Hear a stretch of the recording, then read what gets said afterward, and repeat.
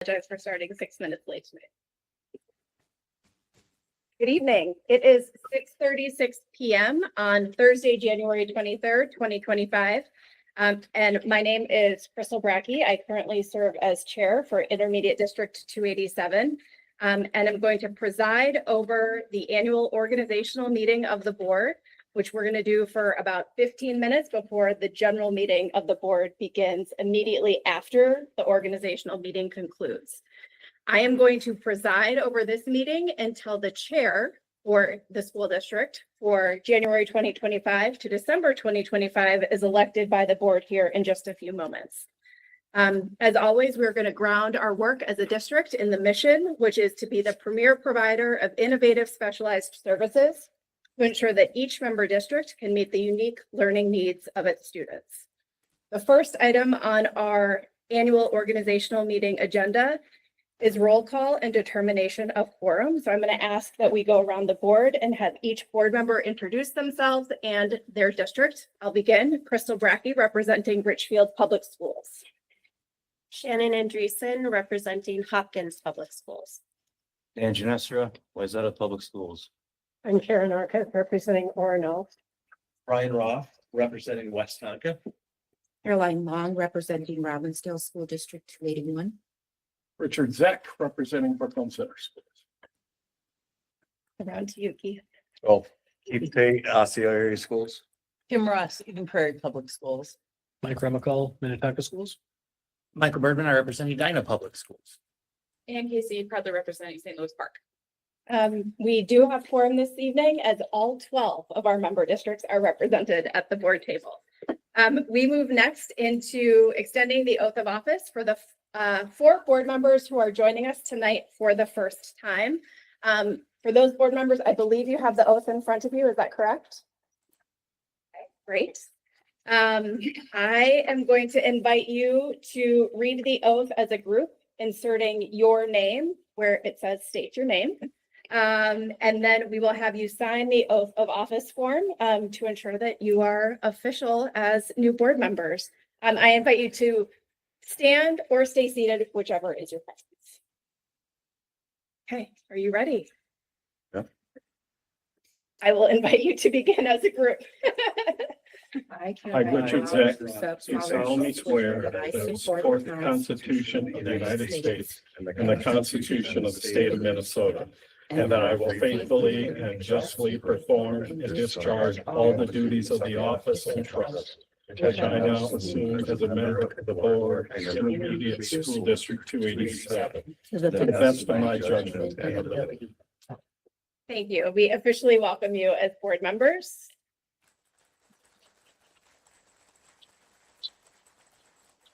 I appreciate you for navigating that because it's not easy to do 4 people in concert all at the same time. So thank you. We move next to the nominating committee report.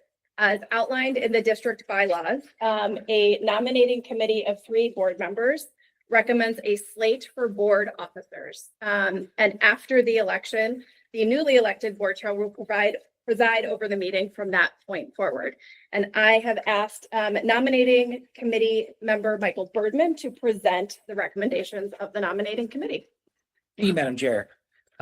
So Dan, Crystal and I were part of the committee, and we reached out to both the existing serving members of the committee who were interested in maybe continuing on in their position, their next position, as well as reaching out to several other members to see what their interests were.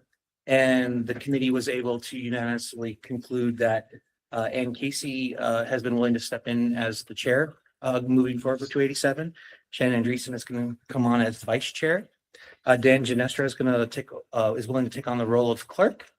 And I'm sorry, Kim Ross is going to be willing to take on the role of treasurer. And so we would propose to the board that would be the nominations that we make tonight to execute. Thank you so much. And as is practice, we will open up each officer position for nominations. I will call for nominations 3 times, and then we will act as a board through voting for each individual position. So first we have election of the board chair. Is there a nomination? I move that Ann Casey be slated as the board chair. There a second? Second. Are there any additional nominations? Are there any additional nominations? Hearing none, and with a motion to elect Ann Casey as our chair for the 2025 calendar year, all those in favor, please say aye. Aye. Any opposed? The now former chair also votes aye, and I will gratefully turn over the rest of the meeting to our new chair. Thank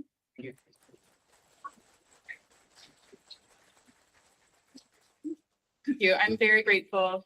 You all hear me every meeting say I proudly represent St. Louis Park, which is a practice I got from one of our wonderful principals, but I want you all to know how proudly I represent Intermediate District 287 when I'm not in this room, but in St. Louis Park and in the world. This has been such an honor to serve on this board for, I think, 6 years now. And it's really a privilege to be able to serve as chair. So thank you. All right, let's elect a vice chair. Are there any nominations for the role of board vice chair? I nominate Shannon Andreessen for the role of vice chair. And there's a second. There's a second from Kim. All right.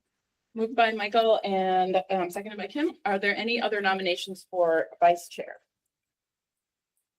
Are there any other nominations for vice chair? 3 total, right? All right, with that, all in favor, please say aye. Aye. And any opposed? All right. Thank you for being willing to serve, Shannon. Yeah. All right. And for our clerk, are there any nominations for the role of board clerk? I would like to nominate Dan Janester. All right, there's a motion from Mike Remakal, and is there a second? Second by Shannon Dreesen. Are there any other nominations? Are there any other nominations? Okay, seeing none, I'll call for the vote. All in favor, please say aye. Aye. Any opposed? All right, thank you. And for our treasurer, are there any nominations for the role of board treasurer? Nominate Kim Ross. Dan? Second. And a second from Michael, thank you. And are there any other nominations? Are there any other nominations? Okay, with that, all in favor, please say aye. Aye. Any opposed? Thanks to all of you for being, and thanks to the nominating committee. Makes it go very smoothly. All right, next item on our agenda is to approve the agenda of the organizational meeting, which just now has one item on it, which is the consent agenda, which has a whole bunch of, I'll say. So we just need to approve the organizational meeting agenda as presented. Is there a motion? So moved by Shannon, second by Kim, and all in favor, please say aye. Aye. Any opposed? Okay, so our one item now is our consent agenda, which has a whole bunch of the routine business that we have to do every year. And all of our boards are doing the same thing in the month of January. Probably we're all done now, now that we're here. So we designate our official newspapers. We what else do we do? We appoint, authorization for payments, that kind of thing. There's a lot of technical things that are involved here in this consent agenda. So we don't necessarily go through things one by one, but that's kind of the idea of what's on here. Is there any item that any board member would like to discuss individually? All right, seeing none, is there a motion to approve the consent agenda as presented? Moved by Mike, is there a second? I'll second. Second by Crystal. And all in favor, please say aye. Aye. Okay, that carries. And now we are, just so you can see board members, this is the board member contact information sheet that is noted on the agenda. The orange sheet. All right, I will take a motion to approve our organizational meeting. Oh, so moved. Yes, thank you. Second. Adjourn our meeting. Moved by Crystal, seconded by Michael. All in favor, please say aye. Aye. Opposed? All right, we are adjourned from our organizational meeting at 6:46. Ready to gavel first. Sure. Move it over here. All right. So. Can you just like straight ahead? No, I'm, we can just have anybody else. Okay. So, I will call to order our next meeting at 6:46 PM. This is the regular meeting of Intermediate District 287. The first order of business is the approval of the meeting, the agenda for the general meeting. Is there a motion to approve the meeting agenda as presented? Moved by Shannon. Is there a second? Second. Second by Michael. Any further discussion? All in favor, please say aye. Aye. Any opposed? Okay. We have audience opportunity to speak. Juanine, do we have anyone who has signed up to speak tonight? Yes, we do. Okay. Super. Do you, do we have a list?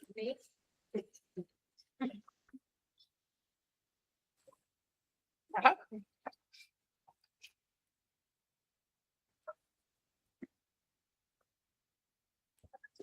Okay. So I have Liz, yeah, you keep 284. Are you ready?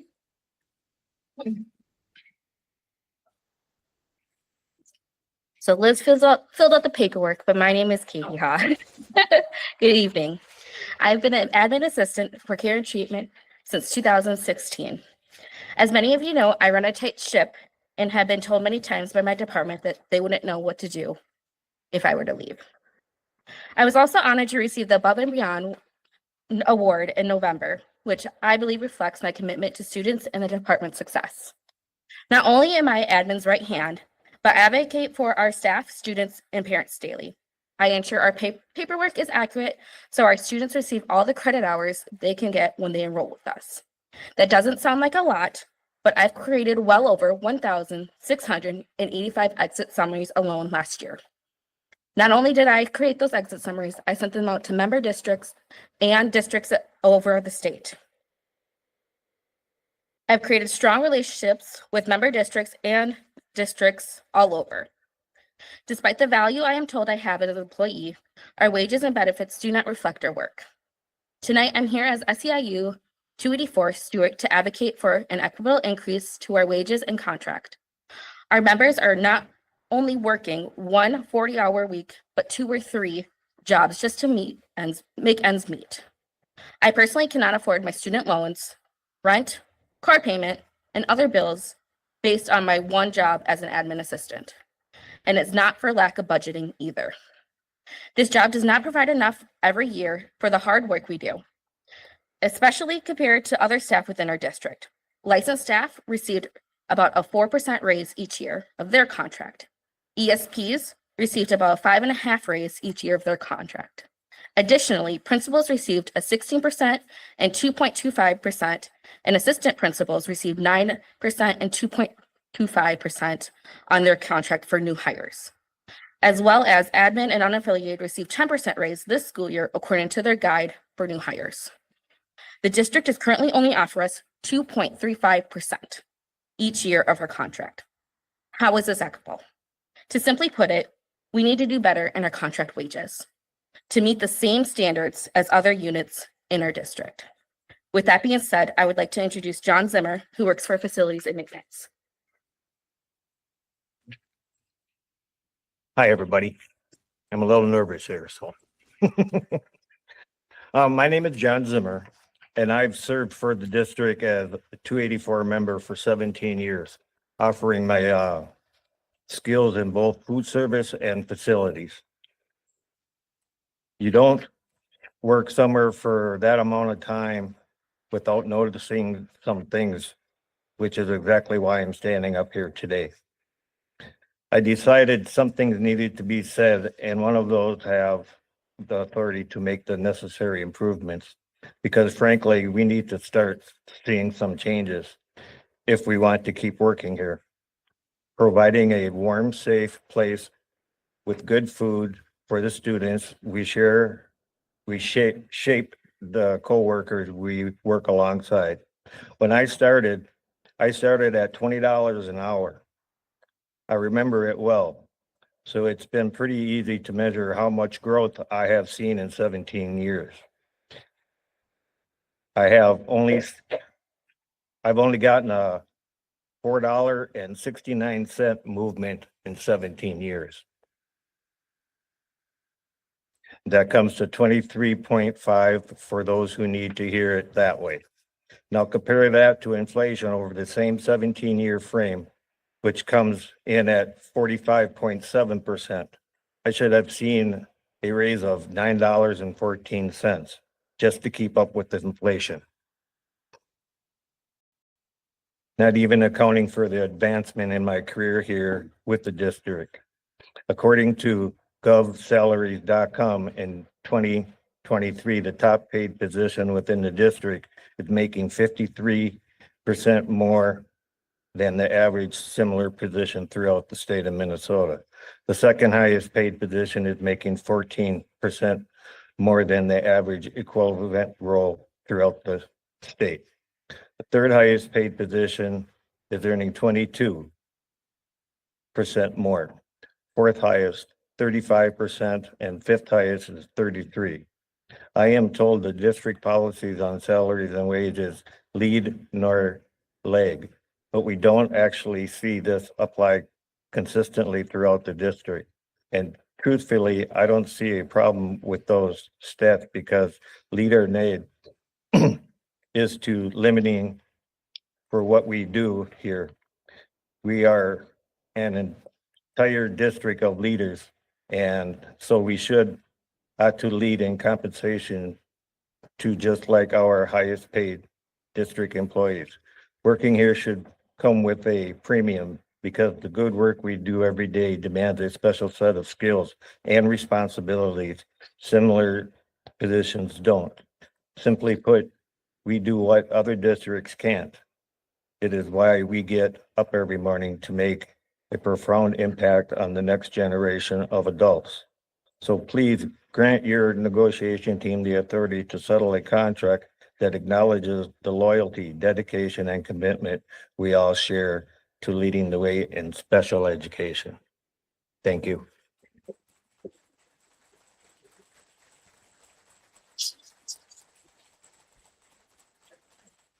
Thank you both for sharing your perspective. Thank you all who are in the room for being here.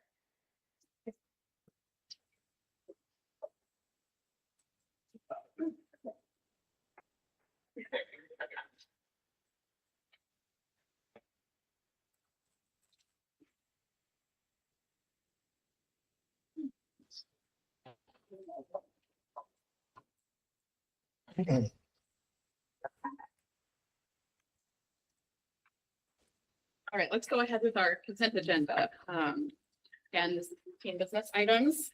It's been the first part of the meeting. Is there a motion to approve the consent agenda as presented? So moved. Is there a second? Second. By Michael and seconded by Mike. Any further discussion? All in favor, please say aye. Any opposed? Okay, it carries. And then we have our share the success and recognitions. We have our first spotlight. Deb Carlson Doom. She was here just a second. The principal of South Education Center is going to provide a brief statement and student. Yay. You're up, Deb. You're up. We know how to make an entrance. Perfect.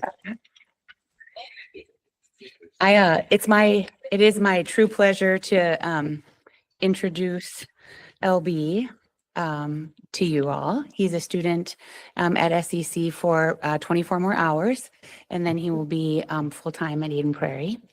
So we were joking with him that this is kind of his graduation speech from South and from 287.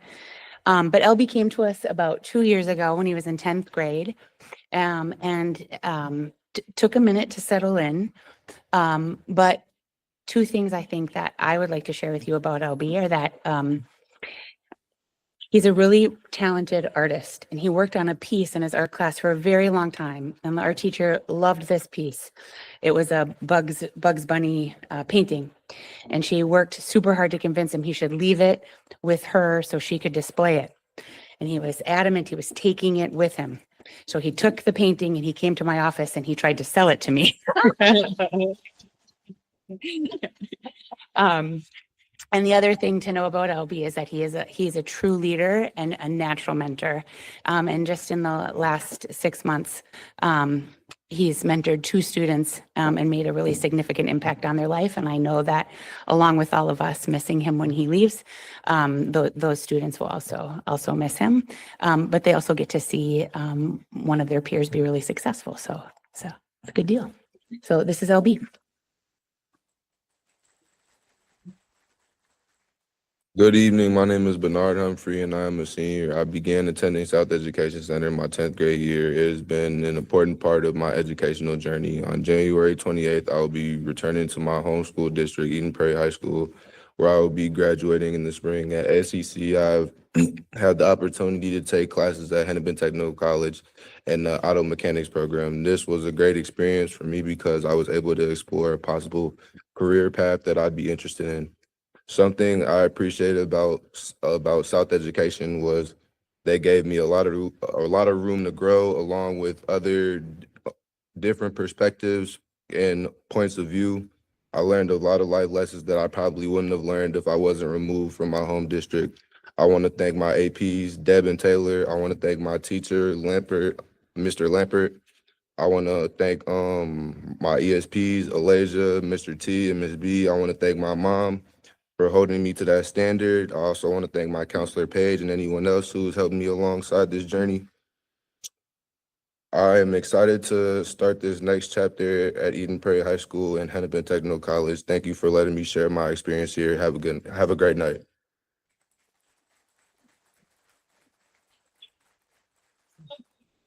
Would you be willing to, might get it's probably more praise than questions, but there might be questions too. Any board members have anything? Yeah.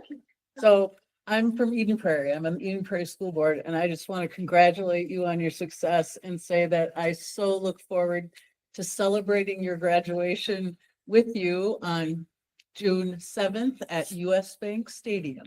Thank you.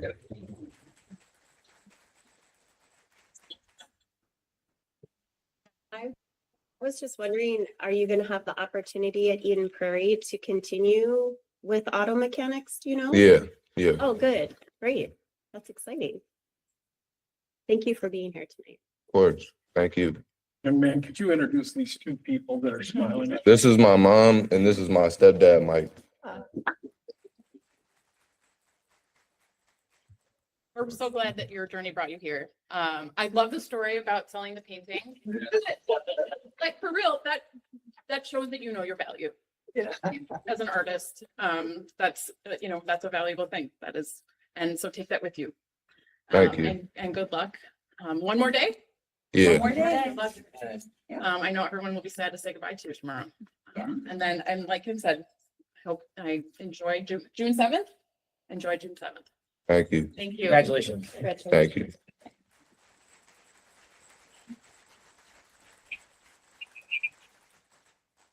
All right, we have an above and beyond from itinerant services that is going to be introduced by Melissa Browning, our Director of Special Education. All right. Well, good evening. Thank you, Superintendent Dowd, Madam Chair, members of the board, and colleagues. This evening, it's a true honor to introduce to you our Above and Beyond recipient from Itinerant Services, Jess Larson. Jess is the lead speech language pathologist for our district and is truly an exceptional team member. She supports students in your community schools as well as our 287 sites. And as we were visiting earlier, we were discussing how Jess has really reached and has supported in all of our districts and in all of our programs in the years that she's been with us. So she really has reached so many.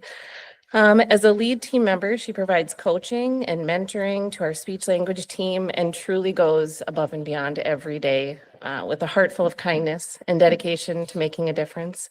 She's a go-to in our community and can also frequently be found delivering professional development in our member districts in 287 sites and programs. She consistently exemplifies the values of dedication, teamwork, and empathy. Her thoughtfulness, attention to detail, and tireless work ethic are deeply appreciated by so many. I'm going to read a nomination from one of her colleagues in our itinerant services. Jess is a woman of many talents. She is a wonderful speech language pathologist, but on top of that, she is an incredible steward of augmentative and alternative communication. all while thriving with a deaf and hard of hearing preschool and constantly learning about the other itinerant subgroups and how they all intertwine. She comes to work with an amazing attitude and ability to bring teams together. She is curious and always looking to help our students succeed, whether that is academically, socially, emotionally, or making sure that they are included in the classroom. Please join me in congratulating her on this honor.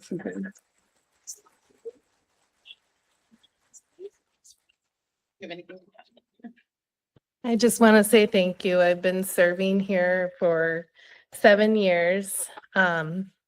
It seems like it's a short time, but I have seen all of your districts and students, and I just love them all. And I really appreciate being able to educate people on different communication modalities and promoting communication autonomy for all of our students. So thank you. We're very grateful. Thank you. Thank you. Yeah. Right, we have one more item that we have to clap over, although maybe we'll clap over the audio. And that is have our departing board members, just a brief recognition of our departing board members. Marcy, did you want to? Sure. Okay, go ahead. Thank you, Madam Chair. I just want to say thank you. This is always the bittersweet part of the year where we goodbye to our departing board members, and then the joyful part is welcoming 4 new board members to this space. Is unique because we have 1 representative from each of our member districts. We have a 12-seated board. Brings multiple perspectives that we're grateful for. We'd like to say thank you to Heidi Marty from West Tonka. She started in the board in January of 2018. We'd like to also say thank you to Ruthie Dallas from Brooklyn Center, who started on our board January 2020. Jackie Mosquito Jones from ASIO, who served starting January 2021. And Renee Bauman, who started with Robbinsdale, who started our board in January of 2022. And so with that, I just want to give a round of applause for the board members that are departing and thank them for their service, their dedication to our students, to our families, to our staff, and making District 287 great. So round of applause. And then we want to just welcome and officially welcome our new board members. We have 4 new board members. We've got 4 going off. So I know you all introduced yourself on the way around, but we'll do it again. Richard Zeck from Brooklyn Center, Caroline Long from Robbinsdale, Keith Tate from ASIO, and Brian Ruff from West Tonka. We're really, really glad to have you here. Okay. Let's do it. All right. Do you have any other thing to add on that? No, actually, before we go into the audit, could I add one more thing, Madam Yes, Chair? please. As the current board members know that Gloria, our Director of Finance, retired. And so I'm going to ask Brian Schultz, our Executive Director, to come up and introduce Brady, our new Director of Finance. Thank you very much. Yes, I would like to introduce Brady Hoffman, Gloria's replacement. He started in early mid-December, so he did get a little transition time with Gloria, which is great when you have someone that's been in a position for 14 years. They know a lot about the district and where everything's at, so that was some great transition for Brady. I want to say I've known Brady for many years. As colleagues at conferences, we see each other, we collaborate. He was one of my colleagues that I would reach out to when we want to know what other districts do. How do you do this? How do you do that? He was on my list of 10, right? You always have a list of certain colleagues, trusted colleagues that you just want, and they're in similar situations or districts. So I'm extremely happy to get someone of his caliber. These positions are very hard to fill. I know a lot of districts may be going through that. I know when you see the postings go out, you kind of wonder, who's going to take that job in the future? So I just want to say 287's in a good situation to get the level of experience he has, and he'll do great things, as did Gloria in the past. So we're in good hands going forward. So let Brady say a few words. Thank you. It's great to be here. I was fortunate to have a few week overlap with Gloria. Intermediates are unique. I was just doing the math. I've been working with school districts for about 20 years. Started my career in auditing. A few of our member districts were my longtime audit clients a long time ago. And then I've been at traditional districts for a number of years. So I've been a member district, but this is my first time on the intermediate side and supporting our members that way. So having Gloria's expertise for a little while was awesome, and she did leave her phone number. So although she's in Florida having a great time. So we'll see if she answers. But it's great to be here. Looking forward to get to know all of you and to partner with all of you and do good work. So thank you. Welcome. All right, then we have our Business Services and Labor Relations Report, which is one item and which is our FY24 audit. Brian, do you want to tee this up? Yep. Thank you, Madam Chair, board members, superintendent. I'd like to, well, tonight's presentation is our fiscal 24 audit presentation. So Jim Eichten is here from MMKR, or formerly MMKR. I'm going to let him give a little information on that change with their firm, but they did do the audit as MMKR, as we have known for many, many years. So he's going to present the results of their audit, and then we'll open it up at the end for questions.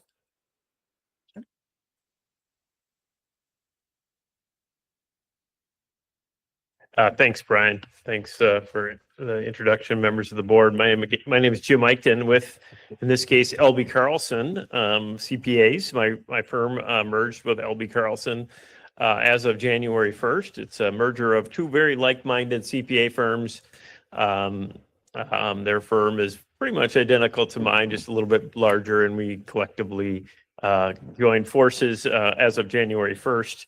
And created a bigger firm that can provide significantly more resources for people like yourself. So the merger really is a win-win for everybody, including myself and my team of governmental auditors, if you will, land at LB Carlson, which is in Plymouth, actually very close to here, as a solidified group, and we just continue to move on as we were. So you shouldn't see any changes in service, but you might see some changes in names along the way. So I'll jump into the presentation. My presentation this evening, really the reason Brian brought this up is I am representing MMKR. We did issue the report last year, and that's when who we were. But let's test my PowerPoint. There we go. So the auditor's role here with the district is to provide an opinion on the annual financial statements of the district. You are required annually to prepare an annual financial statements and submit those to the Department of Education, as well as the Office of the State Auditor, as well as the federal government. Our role is also to issue opinions on internal controls, specifically related to financial reporting, as well as testing of Minnesota state laws and regulations that relate to the intermediate district. We don't issue opinions on every law that pertains, but those that are provided on a list of laws that are provided by the Office of the State Auditor. We also issue opinions on what's called the single audit and your schedulable expenditures of federal awards. Anytime the district receives more than $750,000, we're required to do what's called the single audit of federal awards. And given about 3.2 million, I think is the number that you received, we certainly triggered a single audit. We also, as part of the single audit, we do issue an opinion on your compliance with major programs, as well as internal controls over that major program. Major programs tend to rotate depending on the federal requirements that are pertain to audits. In this case, this year, we audited the education stabilization funds that you received this past year. So we also, as part of my audit, issue what's called a management report. And that management report, it summarizes the audit results.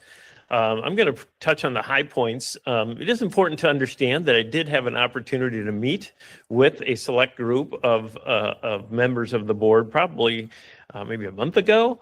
And we went over these results in that meeting so that there's an opportunity for the board to receive the results prior to its final reports, which you're getting this evening. So my audit report in that management report does discuss the results. First and foremost, we were able to issue an unmodified opinion on those financial statements that were mentioned. We did not have any findings to report specifically related to internal controls over compliance. It is important to note in the regular opinion, we did issue an opinion on an implementation change related to group capital assets. That's a standard that changed this year that requires you to change the way you're capitalizing groups of purchase of capital assets. Our opinion does emphasize that we implemented that standard, and it's just something to be aware of. No concerns noted. Continuing on, there we go. In the single audit of federal awards, we were able to issue a clean opinion, an unmodified opinion on that scheduled awards, and we did not have any findings to report in that single audit as well. So no findings, perfect results this year related to the audit. We also like to reflect, oh, I missed one. We didn't have any findings in the Minnesota legal compliance area as well. This one is where I was trying to state, it is important to, as a board, to understand what happened to last year's findings. When I was here last year, I did report that we had a finding specifically related to the single audit of federal awards on monitoring of subrecipients. Anytime a district passes federal money along to in this case, a member, you're required to follow federal standards in terms of monitoring them. And we did note last year that there were a finding in that area. We follow up on that testing this year, and there was no repeat finding. Exactly the type of result you would hope as a board. Audits have findings, but you'd hope that the next year that wouldn't repeat itself, and that's exactly what occurred. So the audit results also then relate to financial results, and I have some graphs here to show some of the financial results of the district. This particular graph shows the statewide information specifically to fund balances as a percentage of expenditures. Most board members in their districts probably utilize that particular ratio quite often in terms of understanding the equity position of your district, and the intermediate district is no different. But this is showing in blue the statewide numbers, which when you look at it are about 20% annually. Again, these are statewide percentages and statewide formulas. The comparable for your district is about 20%, as you can see there. What stands out to me on that particular graph, a couple of areas specifically as it relates to the intermediate district, is how stable it is. I mean, there's very little volatility in the equity position of the district over the last 10 years. Exceptionally stable. That's important, really, as an auditor. I love that. That's what I like to see. Stability in equity position, not a lot of volatility, and really very solid equity position comparable to the expectations at the state level. So our presentation on pages 7 and 8 of the report does show the general fund financial position. You can see the unassigned fund balance in that particular graph over the last 5 years. Again, is very stable. This year, the general fund financial position did increase. Where's my number? About $664,000. Which was about $2 million higher than what in the budget, which is actually pretty close. There were better than expected results in both the special ed area as well as the district-wide accounts. Given you're about a $92 million operation, you know, those fund balance results are what you would expect, very close to expectations. Let's see what I have here. There we go. We do provide individual information on general fund financial position. You can see that particular presentation is very challenging to see at some level. But what I'm trying to get at is how you relate to the fund balance policy. Most districts have a fund balance policy in terms of where you expect your fund balance to end up at the end of the year. Your district's fund balance states that you endeavor to maintain an unassigned fund balance of at least 6 to 8%. As you can see in that graph, the presentation at the end of the year, your fund balance is at 9.1%. And you can see that is above the expectations of the district and the fund balance policy that most or all of you should be familiar with as you look at these fund balance results. So kind of back to the point, really that you've seen general fund balance is increasing, but it also met the fund balance expectations as well as the expectations in terms of budget. That's important. Why is it important? Well, this audit report is about 6 months old, right? You're getting information well beyond the date of the financial results. But what I'm stating here is that the fund balance expectations that you're seeing here as well as the financial results met the budget expectations. And that is important as a board. If the audit is holding true, then all of those budget meetings and all the budget information you're getting is good information to make informed decisions with, which is very important as a board to understand. Continuing on, this particular graph in my report does show one thing. It shows general fund balance at the end of every month. What it's intended to show in this presentation is it shows the volatility in cash flow at the district. You can see from at the beginning of the year to the end of the year, your cash flow goes up and down pretty dramatically. And that's the need for fund balance. If you don't have fund balance, that cash flow can be very challenging for the district. And so it's important that you have that adequate fund balance. My report also does dive into individual accounts of the district. This particular presentation here shows the special education account, and you can see this account increased about $1.8 million, which was about $1.1 million better than expected. Some of the highlights specifically relate to some additional revenues from medical assistance. In our exit conference, it was highlighted some of the positive things that the district is doing in terms of not only utilizing medical assistance dollars, but understanding the revenue flows that are coming to you from that area. And it can be seen with some of the positive results there. Also, what's being impacted here in this particular account is there is an impact of open positions. Expenditures are less than budgeted amounts in this particular year due to open positions. I could repeat that, or I have repeated that statement about a dozen times. At every intermediate district that I've been to and every district I've been to, financial results are better than expected. Why? We couldn't fill our positions.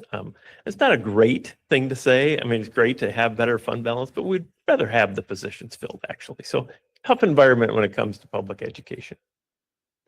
So my report does involve other accounts. You have your career and tech account, which was as you can see here, slightly below fund balance went down a bit, which was pretty much where the budget expected it to end. Your academic account was very close to expectations in terms of budgeted amounts. You are experiencing some increasing revenues in this account, mainly in the Northern Star Online program, which is very positive for the district. And did I miss one or did I go too far? No, I didn't. That's okay. So there is one more presentation on district-wide and really, again, the highlight there relates to, again, open positions are impacting that particular account. So that's the end of my presentation. So in summary, I was able to issue a clean opinion on the district's financial statement. We did not have any findings in the single audit of federal awards or any findings in any of the areas. We also had a finding from last year that was eliminated, which is certainly a positive. I did reflect on the financial results being adhered to budget, which is very important as a board member, the increasing general fund financial position, as well as lastly, I will share, the financial records of the district have been for some time in excellent condition. This audit result and the audit process is very smooth and has been a very efficient process for some time. I welcome Brady to the table, and I'll get to work with Brady next year. I have worked with Brady in the past, so I don't expect anything different, but certainly that last piece is very rewarding for a district as a whole. So with that, I'll open it up to any questions that you might have for me. Okay, thank you. Board members, questions, comments? The only comment I'd like to make is that, I love seeing that in a corrective action plan that there isn't anything listed, so on and so forth. I mean, even though there's sometimes esoteric things, I just came from finance meeting for Edina and found the fourth esoteric things that were there that were not really material, but they are in the report, so on and so forth. It's lovely to see 287 doesn't even have those. So I just wanted to compliment the team on making that happen. I was gonna say thank you as well. And like I said, we approved our, auditor, annual report and presentation and whatnot just a few months ago, and it was, very similar as this one. And so just really great to see all of our systems working and, just you guys all having good dialogue between each other. As, Michael said, the plans are it's a long process, a lengthy process. I'm glad it was done so well. It's really just I think a testament to, how hard our finance team works. Thanks so much. Well, thank you. Shout out to Gloria. Yeah. I do have one quick question. So you're talking about the general fund balance of 68%. What is, provided we're fully staffed and stuff, what is that? That's that we're. Can you repeat it? I just missed it. Sorry, when you're talking about the 68% Yep. general fund balance, what number are we needing to be at? Or, provided we are kind of like fully staffed and all that kind of stuff. Right. Well, so the question that you're asking, just to repeat it, is what should be our fund balance policy? So I'm going to be I'm going to tell you the professional line here. And I would say this to anybody, not just your question, but my answer to that is always, you should have a fund balance policy. Everybody should have a fund balance policy. If you don't have one, you should have one, and you should get one quickly. As an auditor, I'm not going to tell you what your fund balance policy should be, but I would tell you that there should be some vetting by administration as to what that should be. And it comes down to many factors, including cash flow, what are your needs in the future, how much we want to set aside for contingencies or uncertainties. All of those things kind of factor in to that fund balance policy. Some districts have policies that create, I would say, a range, like we want to be between here and here. Others have policies that state this is our floor. I think even in Osseo, I believe it's a floor. So there's all kinds of ways to manage that. And so that would be my official answer. The fund balance policy here, I would suggest, is a good one, to be honest. What you have here and the consistency that you've seen over time in terms of equity position, the fund balance is representative of what it should be, to be truthful. This is a great question. I think I tried to get the same answer. You did. So, I've answered it the same way, haven't I? Yes. Do you want to add anything? I did want to add, right, we look at it, you mentioned from a cash flow standpoint, right? We're a little different than how the metering payments going for a traditional district. A lot of ours is tuition billing and they can come in sporadically. So you want to have an adequate fund balance to make sure you don't have to borrow or not be able to meet payroll. So that 6 to 8% is roughly a month's worth of expenditures, approximately. So that covers us for that time period. But we also don't want it to be excessive because, right, we don't want to be, we're not a bank and you don't need we only need a certain amount of limits to maintain what our services are. And we don't want to add to the burden or financial burden on member districts. So there's an amount we try to stay within just to try to help keep the costs down for member districts as well. So correct me if I'm wrong, but I heard that the policy here was that the fund balance was 68%, so it's range. And according to the report that you just gave, that is above that range. 6 million below or whatever this report was. As of June of 2024, yes. And so then with your statement of not wanting to, being fiscally responsibility with money from our different districts, knowing that you're above, what might be some decisions that you might make out of this excess in fund balance? Right, that will come out as part of our budget process for going into fiscal 26. Right, this is older data, but now we can use it to determine what is the amount we need for programming next year. Do we use some of that fund balance instead of adding additional tuition billing to our member districts? So instead of adding 2 additional services, we'll use some of that fund balance to help pay for some of those services to help. And then right, it's hard to hit that number exactly at any given point in time throughout a whole budget cycle, but it is part of our budget process to look at as we're looking at programming for next year, where our member districts are at as well, because it's a tough environment out there right now for a lot of our member districts and districts throughout the state and the nation.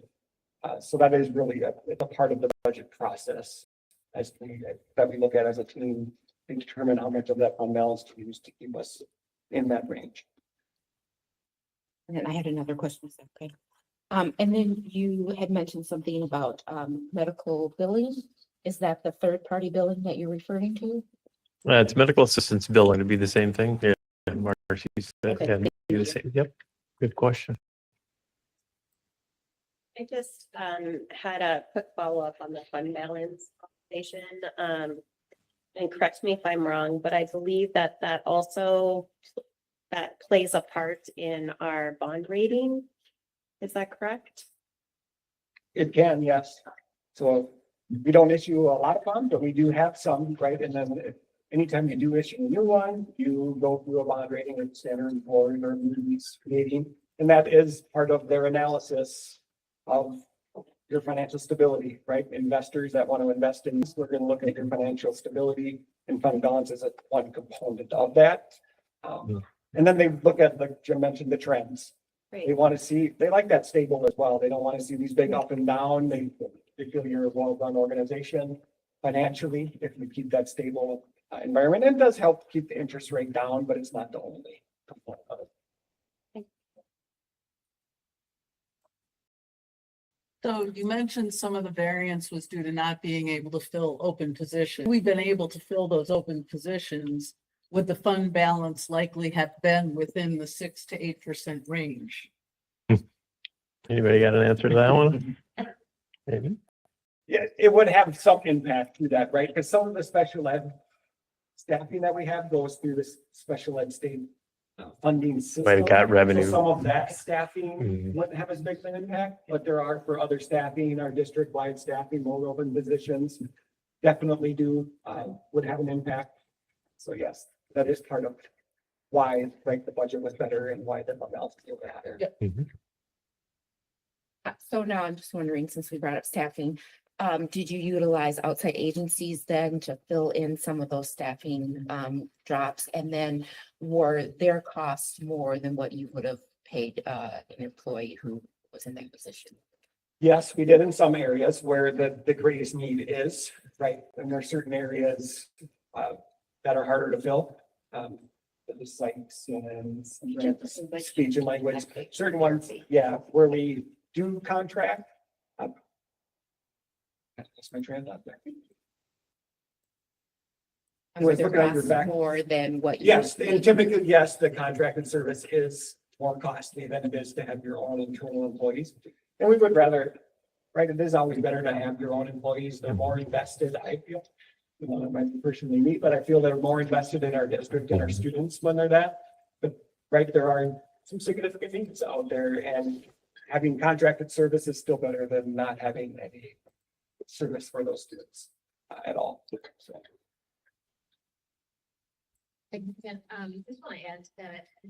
And I remember, Kevin, our director of human resources, brought forward our staff.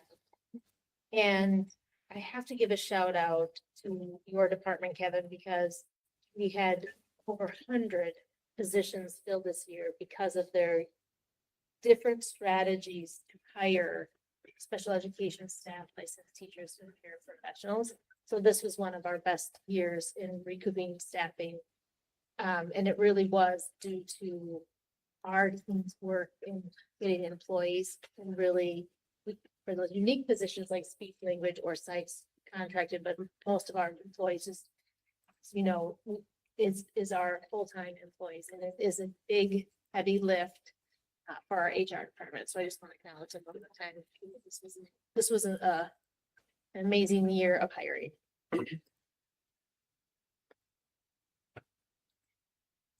This was applause worthy. I think that's all great news. And I just want to acknowledge again, Gloria Wilder, our recently retired, who without all of the work that we would not have all of these wonderful lead opinion, no findings, all of that.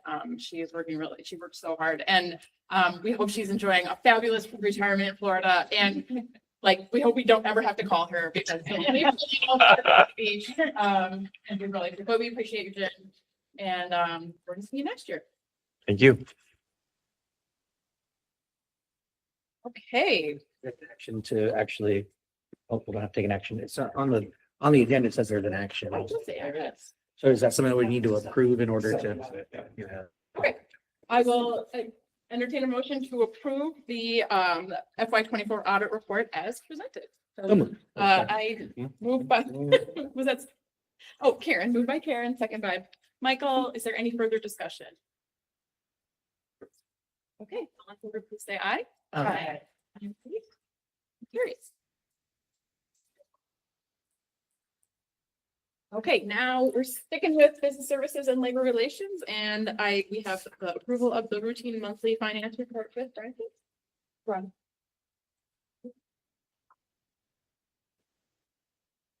Thank you, Madam Chair, board members, superintendent. So this evening, I'm here to present, well, I'm going to back up a little bit, just we have some new board members. So we do monthly financials every month in our board packet. As you saw in the consent agenda, there was the November financials for approval. So there's 2 months that we put on the consent, and then once a quarter, we do a presentation to the board, a more formal presentation of the monthly financials. So right now we're in the second quarter of our fiscal year, so December 31st. So I'm going to present just a quick presentation, which kind of summarizes the more detailed information that's included in the board's packet.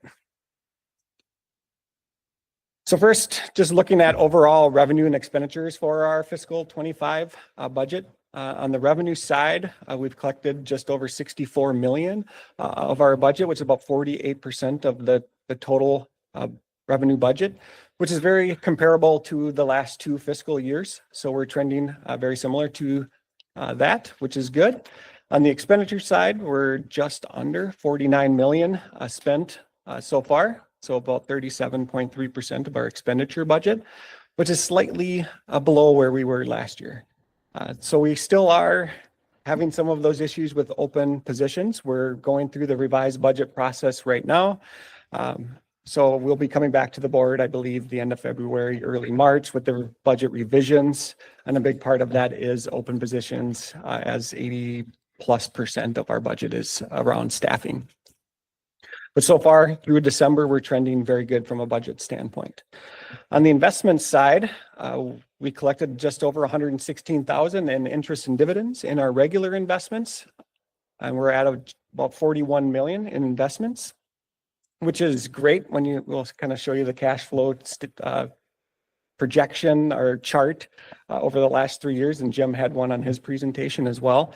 But right this year or the last couple of years now, the interest rate environment is pretty good. And typically for school districts, we have to be in pretty conservative investments, right? They don't want us losing taxpayer dollars with risky investments. So they're very conservative to protect principal, but we're still making 4.5% to 5% interest on some of our investments. And I shared this, I believe, at my last quarterly one, but in fiscal 24, we collected $1.8 million in interest revenue district-wide.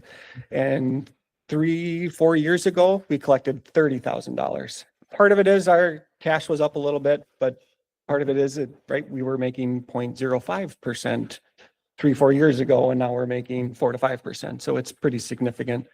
So that is a great budget plus for the overall financial part of the district. We also have some LTFM, so long-term facility maintenance construction investments. So we did issue a bond to do some construction projects. So these are the remaining investments for those projects. So we earned about 11,000 in December, and also did 42,000 in draws for projects that have been ongoing. So we still have a little over 2.8 million. And I did give an update back in October to some of the upcoming projects we have. So we do have A lot of the projects happen in the summer, right, when students are in session, but we have some projects at West, parking lots at South coming up, so these funds are earmarked for those projects. And here's that cash flow position for the last 2 fiscal years and currently where we're at this year. So the green bar is where we're at now. So we do have a higher cash than we have in past years, and part of that is the fund balance is a little bit higher, so we have a little bit more. Part of that's driven by our self-insured fund too, right? It has done well over the years, so that reserve in that fund has helped that cash flow position as the funds are commingled within our general fund. But a very good position to be in, as we mentioned. And then on the receipts and disbursement side, accounts payable of about 5.1 million. Payroll, we average around that 3.5 to 3.6 million each month. And then total disbursements of 8.6 million, which is very similar, as I mentioned, to with our fund balance policy. That's roughly our average, close to our average for a monthly expenditure out of our budget. And we collected 7.3 million in receipts. Again, we are a little bit different than a traditional they don't get a lot of receipts. It's more, right, direct payments from MDE through their IDEAS system, where we get a lot more through actual payments from member districts and non-member districts statewide. And then in enrollment, I did an enrollment update back in October, I believe, early November, in November. So this is kind of giving us a little more update back through December now. So in our ALC programs, we are at 262 ADM through December, which is 18 higher than where we were at this point last year. And it's 15 more than what we projected in the budget, which is a good sign. The ALC is one area where we do have a deficit spending with the funding that we get for the ALC programming versus what the cost of the programs are. So it's great to see if we can continue to see that enrollment. We should be able to get that back to a break-even program. Northern Star Online, we're at 460 ADM, which is 96 higher. As we mentioned, that is a growing program still. It's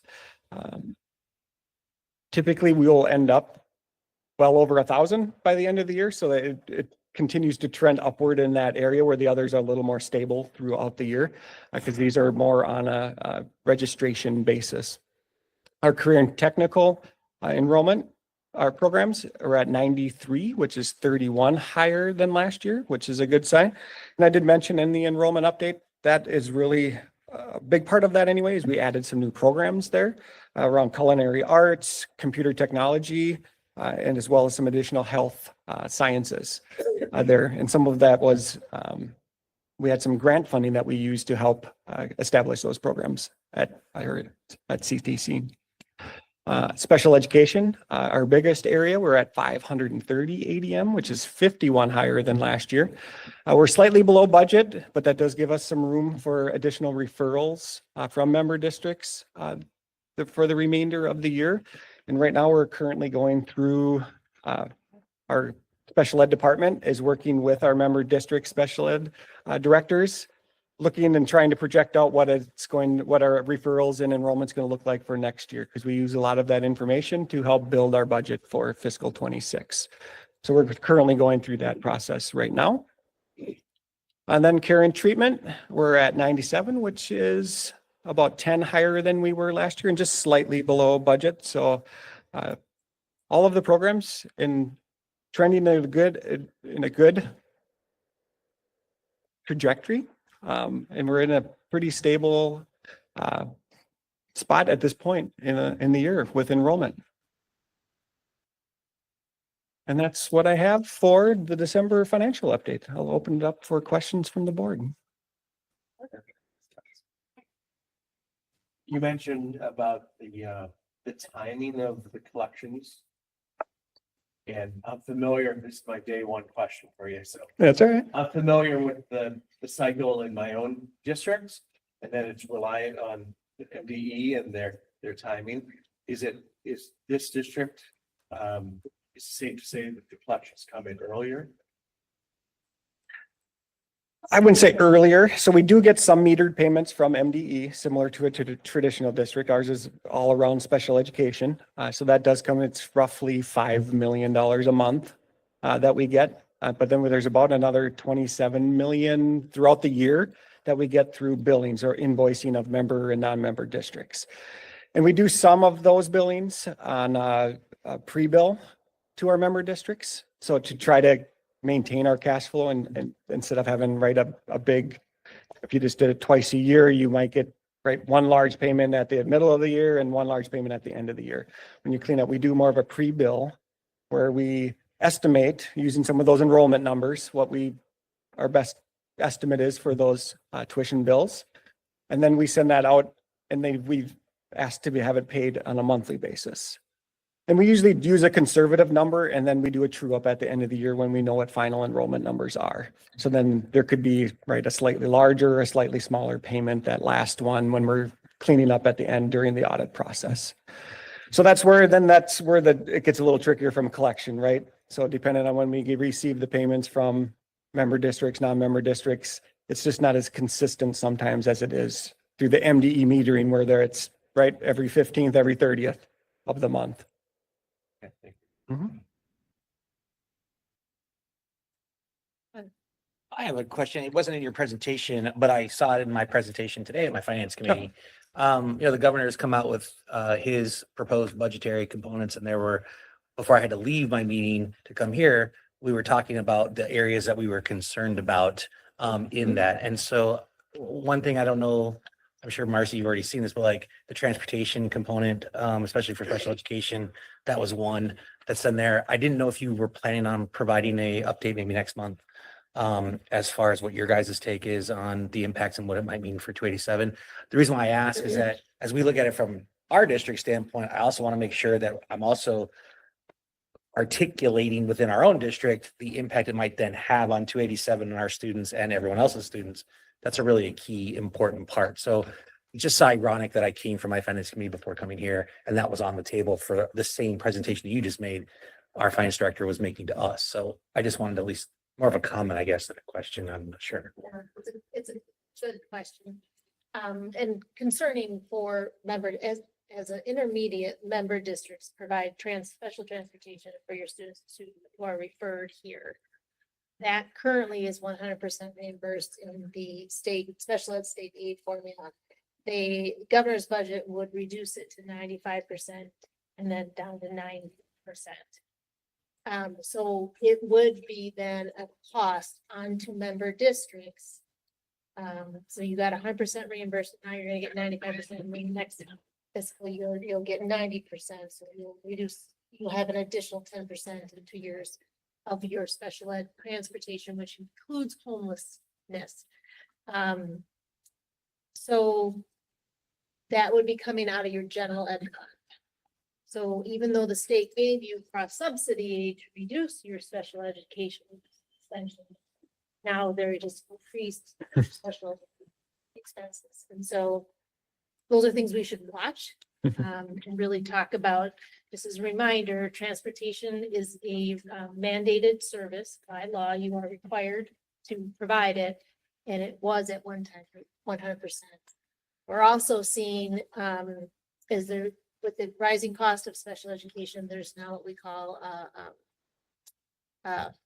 proration factor to the aid that you're getting. You used to get 100% of your aid projected based on your expenditures. Now we're at 98%.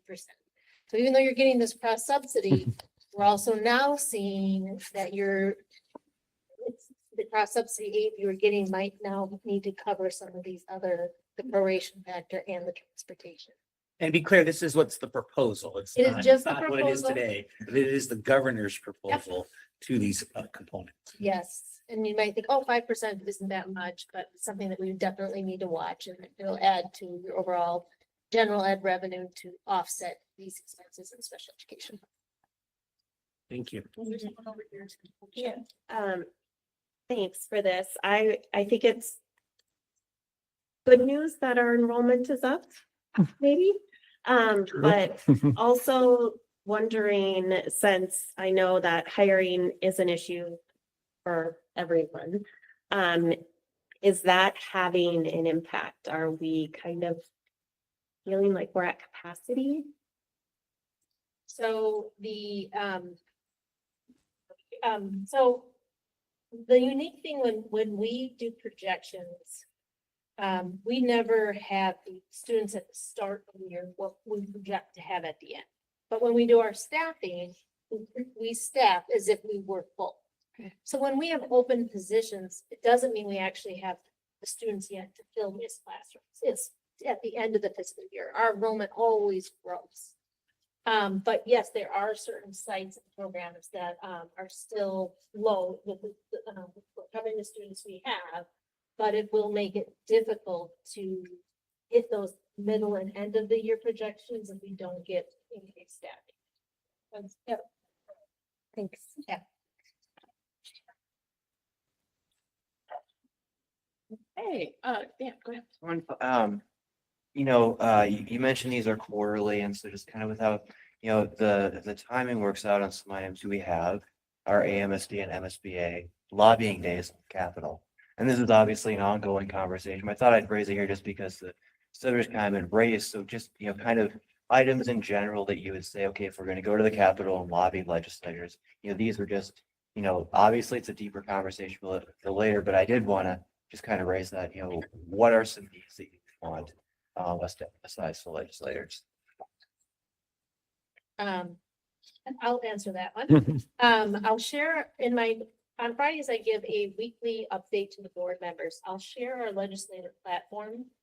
We also have our lobbyist Valerie Roseland coming February 13th to our board meeting to give an update. She'll also talk about our legislative priorities as an intermediate, and then what we collectively do as districts as part of AMSD. But so you'll see the platforms from AMSD, us, and I'll get all those collected for you, and you can see we're all in communications. So you'll see very similar things, but stuff that are unique to intermediates, what we're really asking for. And I'll also share with you who's writing bills on our behalf and when we will present those bills. But our apprenticeship program that we do for our teacher licensure pathway is one that we are really seeking. It was in the governor's budget, it wasn't specifically to intermediates. But I will outline that in the Friday, and then I'll continue to give Valerie be here to give more information, and I'll keep giving that information in my Friday weekly, but I think that's coming out and being presented. This week, both at the Senate and the House, there were Ed Finance Committee meetings. There were wonderful presentations, just kind of lay of the land, one on special education and one on demographics. And so I'll add those to my Friday too, if you weren't able to see those presentations at this. So Thank you so yeah, much. absolutely. Okay, we have an action item. As Brian said, we, the kind of, most of our monthly finance reports are on the consent agenda, but quarterly we have them on our regular agenda. So that is this one, that is today. So that is there a motion to approve the routine monthly finance report as presented? So moved by Kim. And is there a second? Second by Shannon. Any further discussion? All in favor, please say aye. Aye. Any opposed? All right, thank you, Brian. You're welcome. Okay, we are at the board business section of our agenda, and we are talking about some of our policies. And so I think I'll turn it over to Superintendent Dowd to start us up. There. So as part of our policies, we're still in the employment side. And so we have a few policies that are up for a second read. So we'll start with policy 401, equity employment opportunity. Actually, just for some background information, I want to talk about District 287. What we do is we have an ad hoc policy committee. The policies come forward to the ad hoc committee that includes administration and board members. And what I do is I do the research, and the team, honestly, it's a team approach. Because what we have agreed to in District 287 is we get input from those that have to implement the policy and those that are impacted by the policy. And so we really take the impacted seriously. And so when you see my policies, you'll see a summary of the equity impact or impact on our employees. And then you'll also see who was involved and whose voices were in it. The ad hoc reviews it, and then we bring it for a first and a second reading after a second reading. And so we also agreed to is that we would do policies that were MSBA required by law policies. And anything that's highly recommended or annual notices, that we put it into a procedure, both would be external facing. So tonight I have policy 401 for a second read. It's the equal employment opportunity. And so after the first read, there were no recommended changes. And so I am asking for approval of policy 401 equity employment opportunity. So.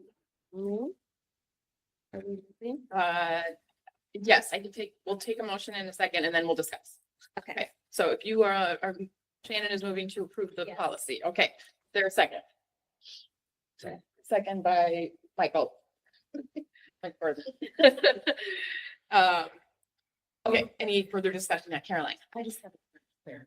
Sure. So I wasn't here for the development of that or the first read or the second read, and so I kind of feel odd about voting on it.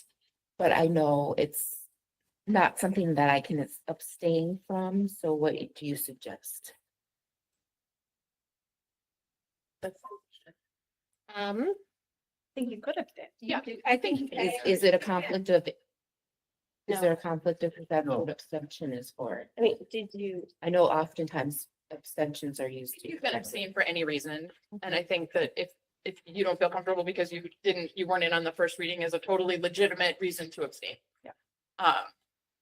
Okay, and we have enough think board that's the members right here who use of were, that if abstentions, but- anybody, yeah. That, Okay. did you have a chance to review it before the meeting? Yes, I did, but still. There was no chance for me to give any input or anything like that because I wasn't. So. I would prefer not to. One thing we also agreed to is that anytime a board member, a parent or staff member can request a policy to be reviewed too, out of cycle. And know that I'm always glad to bring it to the ad hoc. any further discussion? Yeah, I would just also say as a member of the ad hoc policy committee, this particular policy is pretty steeped in state statute and legalese. So there's not a lot of room for adjustment or changes because it's very reflective of the law. I understand that piece too. I am wondering, also as a member of that committee, if there is room for input from members who didn't have a chance at the first read to give their input now. Discussion. So Is that then, a possibility in the process? like point of information, I think for that to happen, we would have to move to table, right, for that appropriate. But I'm trying to understand because the motion was made, we might have to, If we were gonna make an amendment. yeah, if you're amend it or change it, which, I mean, I agree with Kim that it's probably pretty steep in legalese, but to give it proper consideration, that is a route we could take. I was gonna raise that as a point of discussion. Yeah, right. Questions and comments, totally welcome. If we were gonna amend the policy, we would have to, Yeah. undo the. Undo the motion? Yeah. I guess I would just ask a clarifying question, especially for our 4 new board members who did not participate before. For all 4 policies that are on the agenda tonight, would it be sought to then want to do that for each one? Because if that's the case, then maybe we approach this differently. Or will you be abstaining? Which is fine. Yeah. That's what you feel You're allowed, comfortable with. Yeah. It's a hard thing to do when you come in brand new. It's Right, fun. I would just be abstaining, sorry. Okay. And I'm just one of the 4, so whatever their comfort level is on them. And I guess the question for me, for you, Caroline, is like, are you comfortable with us moving forward if that's? Yes, Okay. yes, that's why I Great. asked that point of clarification, because I didn't want to get in the way of the work. Perfect. Got it. Yeah, Rich, I would say the same thing. I haven't been on the board book yet, so I haven't read any, so I'm abstaining. And yeah, I'm very comfortable with you all going ahead. Perfect. Yes. Because I wanted to make sure that like your underlying question about is an abstention appropriate in this case, so I was just doing some like very brief referencing. And you are obligated to abstain if you have a conflict of interest, but abstention does not equal conflict of interest. So the thing that I'd see here that is specific to Robert's Rules of Order is a member can abstain for any reason, because you are not required to vote for any circumstances. It is your choice. Appreciate that clarification. Yes, thank you, Crystal. Yeah, and I'm gonna join the crew and I'll say that. Okay. All right, then with that, all in favor, please say aye. Aye. Any opposed? And any abstentions? Yes. 4 abstentions, okay. Our new clerk, you got it? I got it. Super. You must, buddy. All right, wonderful. All right, we're gonna do another policy and this is our disability non-discrimination policy. Thank you, Madam Chair. So policy 402, disability non-discrimination policy. There were no changes after the first read, so I'm recommending approval of policy 402. All right, is there a motion to approve this policy as presented? By Karen. Second by Mike, roll call. Any further discussion on policy 402? Just to confirm that this one is in the same category as the last, to your point, Kim, that this is very rooted in legal and statutory language. Okay.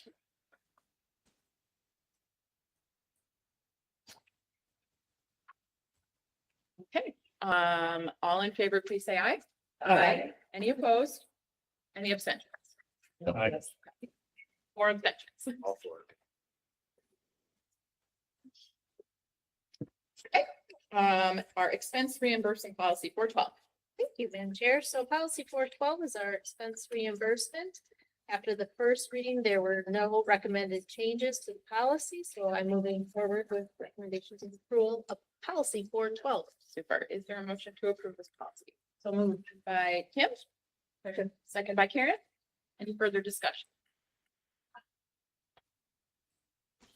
Okay, all in favor, please say aye. Any opposed? Any abstentions? Aye. Thank you. The same, the 4. And our Dan is madly scribbling. All right, and our last policy tonight is policy 709 and it's student transportation. I do want to just share that even though we talked about student transportation being the member district, we do have midday routes to job sites that we do transport. And so why this policy is critical, because there are unique times that we transport students. After the first reading, there were no recommended changes, so I'm asking for approval of policy 709, student transportation safety. All right, is there a motion to approve?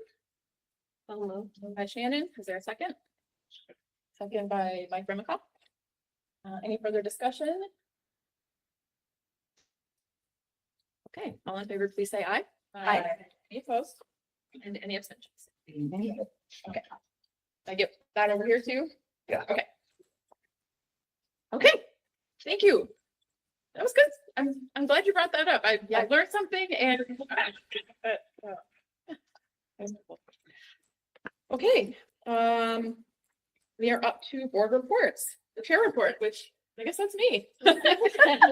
Speaking of our policy ad hoc committee, we need a new board member because Jackie Mosquito Jones was serving on that committee. So if you are interested in policy, maybe Superintendent, do you want to just speak to what it is? What's it all about?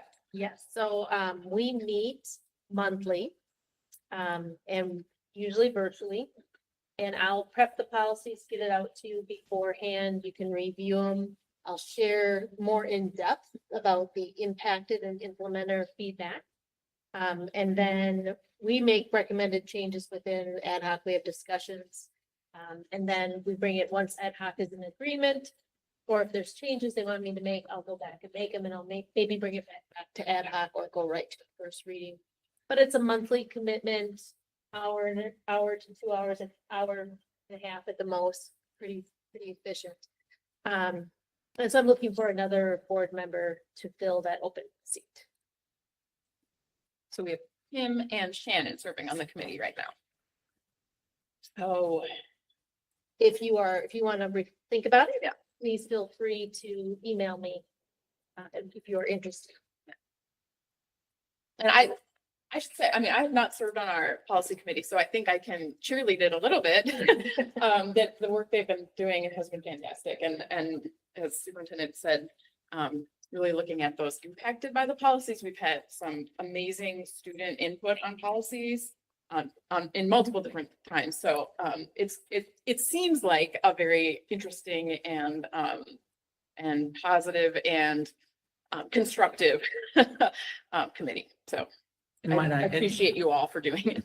And might I add that for our new members, there hadn't been a consistent in the past.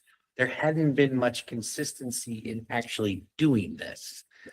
Prior to Superintendent Dowd's tenure and so on and so forth, there'd been some period of time that had gone by, and sometimes we'll see in the policies that are being reviewed when the last time was, it might have been 2016 or so on and so forth. And there hadn't been a cadence for that. And so this group that was kind of authorized, I would say about a year and a half ago, something like that, has been doing really important work just to kind of do the board job in making that happen. And I think it's really helped improve kind of our governance of what's happening in 287 from that standpoint. So that's the other plug I think of the importance. Yeah. Okay, the AMSD report. Marcy, do you have anything to report? I don't think I have anything to report. The legislative preview happened. It did. If you want to watch it, it's online. It's also, I sent it in my Friday update, so there's a link for you to view to so. But otherwise, usually in your board packet, there is the most recent newsletter for you to review. And the board chair attends AMSD meetings with me. If at any time you'd like to attend AMSD meeting on behalf of District 287, just let me know and make sure that you can either get the live link, it's both virtual and in person, and so you're welcome. Just let me know and I'll give a little shout out, especially when there's legislative sessions or previews or things that are kind of the state of the union. We open those up a little bit larger than typical AMSD meetings. And I also serve on the AMSD legislative board.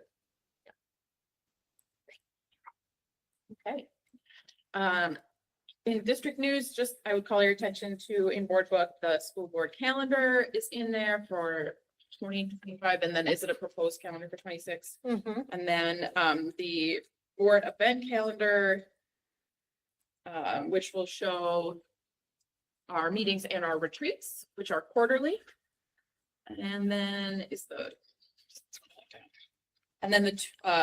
Get on the Bus and local 2209 board meeting schedule is on there as well. Do you want to cover what those are? Yeah, so Get on the Bus is, we do those quarterly. It's an opportunity for you as board members.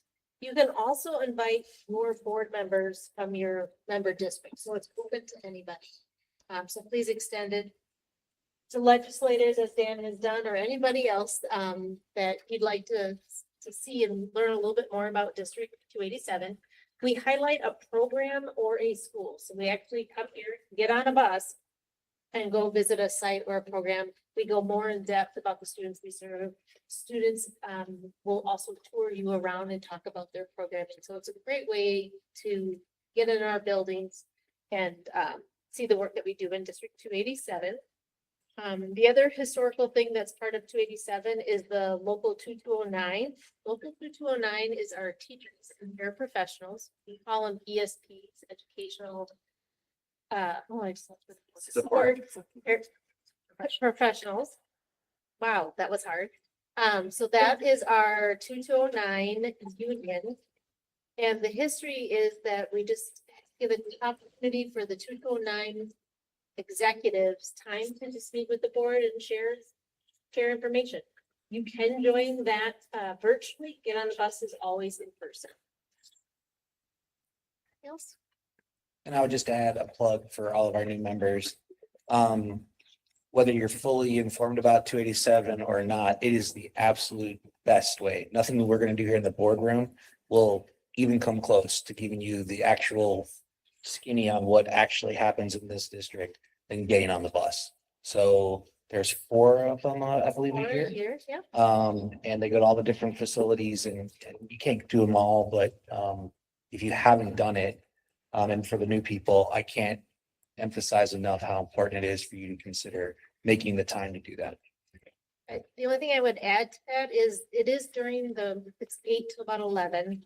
And acknowledging that, board members also have professional jobs. If that does not work, please know that you can connect with me and I'll give you more based on your schedule. Because we'd like you in our buildings. I've been on 3 of them. Marsh is a great school bus driver. It is rewarding and it is a great way to get to know what doing this. Heidi was really like, I think she went on almost all of them. Like I every time I went on, she was definitely there. It's a real bus. It is. Yeah. It's a real box. It's a real box. So, yeah. No, I just, really want to echo everyone. I know, for me, it was not only my first year on 287, but also my first year on the school board. So just being able to go to buildings, see students programming, to just ground you so much in the work. We're joined by our outstanding administrators, leaders. And what they're able to do is, point to certain, it could be infrastructure upgrades, security, maintenance upgrades, and they can say, well, this is something that you guys approved at a previous board meeting. So we get to see our work in action. It's really a terrific experience. So I've been to all 4 of them last year. I'm excited for the next one. They're really, really fun. And I hope you'll all, as a way to really just get involved, just be sure to check them out. They're really fantastic. And Bonnie will typically send a link to register for each one. It'll always be in my Friday news. So the next get on the bus. Yes. Is at South Education Center. You were able to meet the principal, Deb, at the student recognition. And it'll be on February 4th. So I'll make sure it's in my newsletter. And then we have 209 local from starting at 1 o'clock on February. on November 11th. February. February 11th. Yes. And that is possible to attend virtually. Yep. Did you already say that? So. Okay.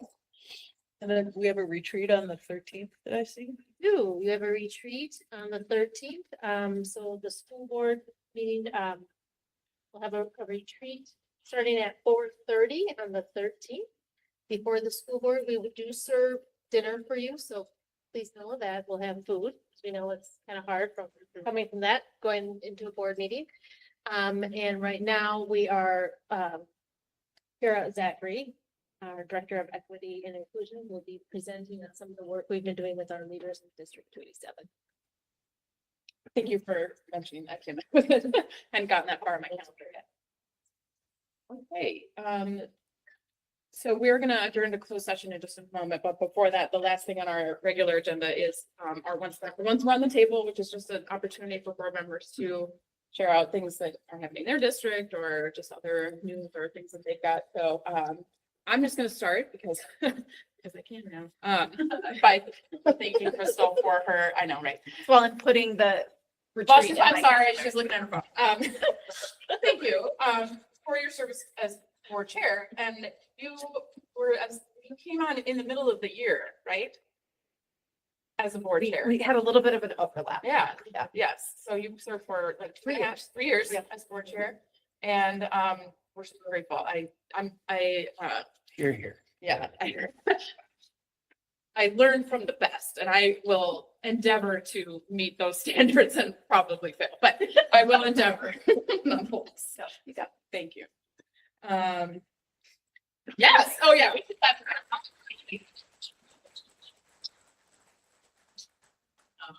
All right, any other items from what's on the table? I have some Janet. The Hopkins Schools LAC had our annual breakfast with legislators on Friday. last Friday, not this coming Friday. And we've got our platform on our website. It went really well. We decided to focus on student-centered learning, and our school board rep cohort turned out in full force and were a great success.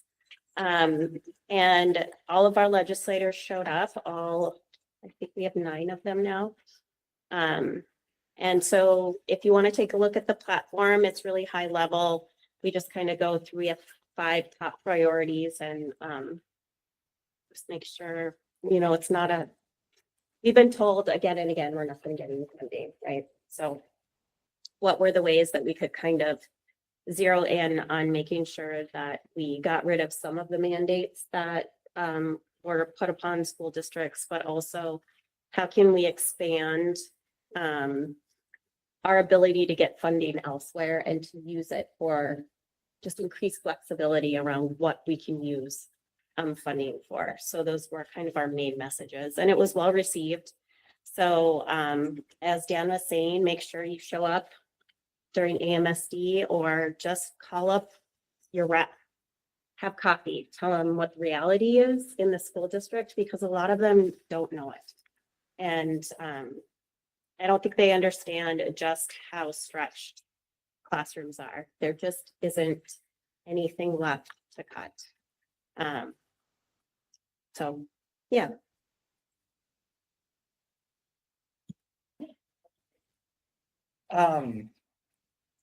Heidi apparently didn't know this, but if you all don't know, we have to find a new superintendent. And we're incredibly happy for Dr. Stanley, for her to be able to go home to St. Paul and try to take that district and move it in the direction it needs to go in. Why she would subject herself to that, I'm not sure why, but nonetheless, her story is so amazing about being able to go home to St. Paul. So when someone asked me earlier if we were troubled by this, it's like, no, like this is the only job she would have left Edina for to go do. So we're very happy for her. We just announced earlier in the week that we're going to go the approach of probably finding an interim superintendent, not just for whatever's left of her contract, but probably for all of next year. And then we'll work on a permanent and starting later in the fall. So that might be out there in the world, in the ether. I don't expect us trying to come and take any of yours. But this crazy world, and it's so funny how. Well, you took her from us. Yeah. Did we really take her from? Yes. By force. We promoted her. Anyway.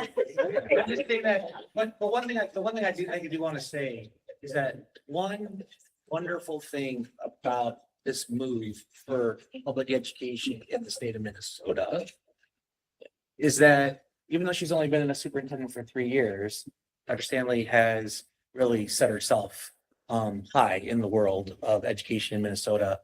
And the fact that she'll be taking over the 2nd largest district in the state and being next door to the capital, I think could only help all of public education, given all things that Shannon just said that we're struggling with.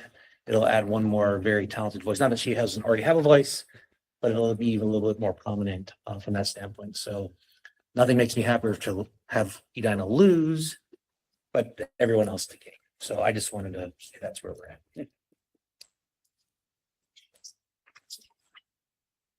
All right. With that, our next item, normally we would adjourn at this point, but we're gonna do one more thing for that.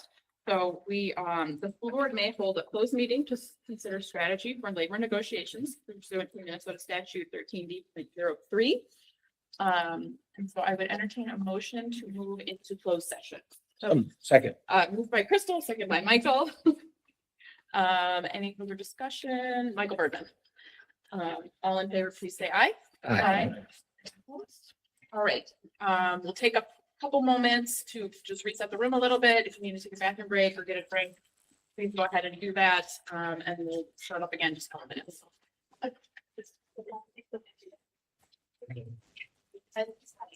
How do you take someone when you give them a?